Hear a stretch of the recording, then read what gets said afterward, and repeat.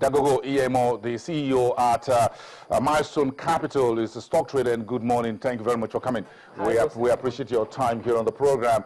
You'll be off from here on time to get on the floor and take a personal look at the president, listen to him, perhaps get a handshake. You were there in 2007. You were at the marketplace when the late President Umaru Yar'Adua came, and you heard him talk about the capital markets. You've been the vanguard of providing long-term funding for the real sector, infrastructure. He talked about the housing deficit. He wanted, as the former president wanted, the market to be a provider of cash for that, as well as reposition itself for the global space. Has anything changed since the late President Yar'Adua's message to now? Well, thank you, Bosin. I would think that a lot has changed. The message, I think, of President Jonathan today would be different, sort of. President Yar'Adua came late 2007, at a time when the market was, if you like, rolling, almost at its peak at the time. And then the expectation was that the market had come of age and was going to now be in that position to, support the economy, begin to dilute funds into the real sector. Okay. Of course, it happened that early 2008 and going forward until the last 2 years or thereabouts, there was this downturn, and of course the market couldn't sustain that kind of tempo.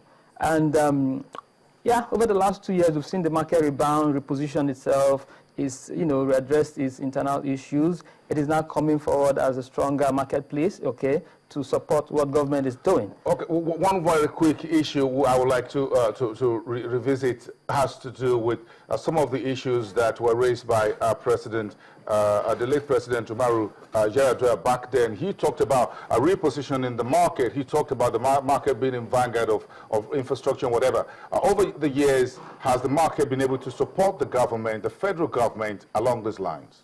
Oh, definitely, yeah. From what you had seen, the federal government bonds has not been actually traded on the market. It's been one segment that has profiled upward, whereas the equity market is been, struggling. So you can say, in that respect, that the federal government funding activities has been significantly supported by the market. Yes, in that respect, you can say that definitely government activities. While the market has been a bit slow on the equities end, bonds have picked up, and it's been the better for rates. Yeah.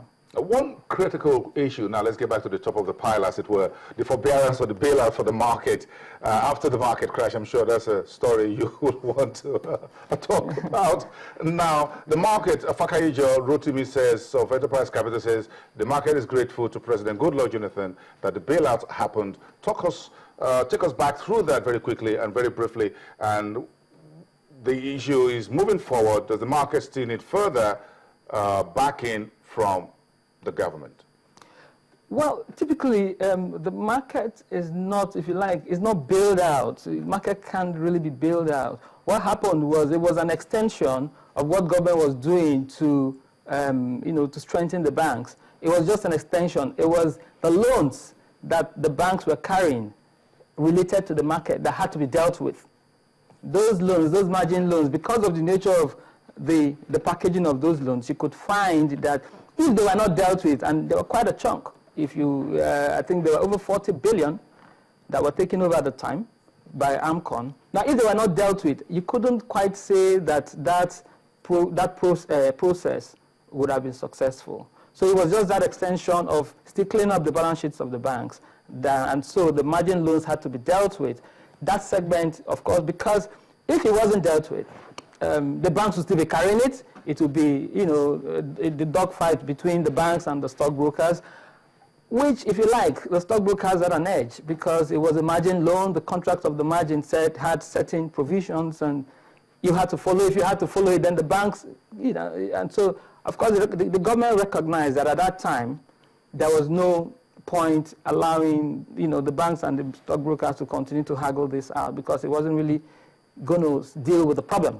So they had to come in and also take off that chunk. And if you looked at it, they took off the chunk that was the difference between what was taken over from AMCON as a value for those loans and what the market values of those assets were at that time. So they had to take off that punch. Were you happy with the way the federal government stepped in and resolved that problem, as it were? Absolutely, absolutely. I mean, that we have a market still, working its way back up is because that huge burden had to be, taken aside. And so everybody had some kind of fresh breath to get back and deal. Don't forget, the assets of those firms still were taken over.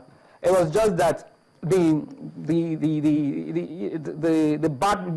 a bad loan at that time, it had to be dealt with. But the assets of the firms, didn't come back to them. No money came into the pockets. The assets that had been pledged didn't come back to them. But you were grateful that your stockbroking firms survived. Oh, and you could keep your own job, as those as your first staff, perhaps hire more. Yes, and that was the essence. That for us, we could put some kind of closure, as it were, to that issue. I mean, we could come to some kind of agreement.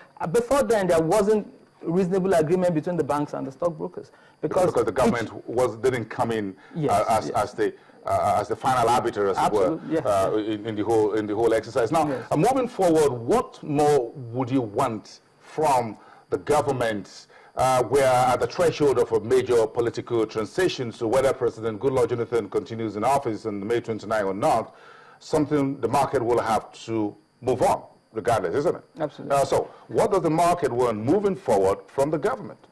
I think the government would need to recognize that the market, the market is not a market about stockbrokers or regulators.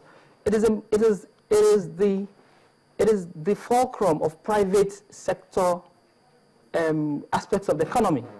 Everybody that is supposedly private sector is revolves around the market.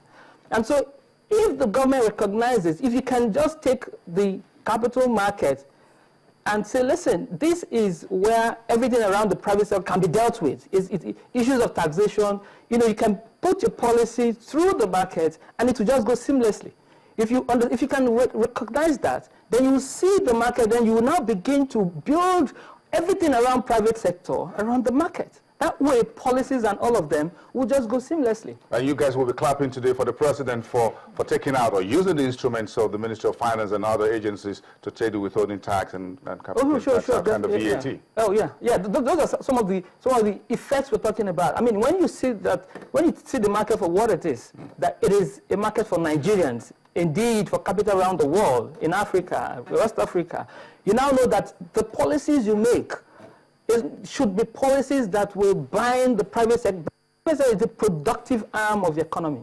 It's not the public sector. Dagogo, I'm sure we can keep this conversation on, but don't miss your lunch with the president at 2:30. We will be there. Thank you very much for coming. Thank you very much. We appreciate your time. Thank you. That's Dagogo Iyemo, the CEO at Milestone Capital. We'll be back with you in about a minute, but don't forget that you can catch the president's handshake with the market, the closing gong, as it were. That's what we call it here in Nigeria. It's called closing bell. It's a bell. It's been there for so many years, but now it's a gong. So the president was there to do that traditional performance. That was something that's reserved for the president of the stock exchange, historically and statutorily, as it were, in the books.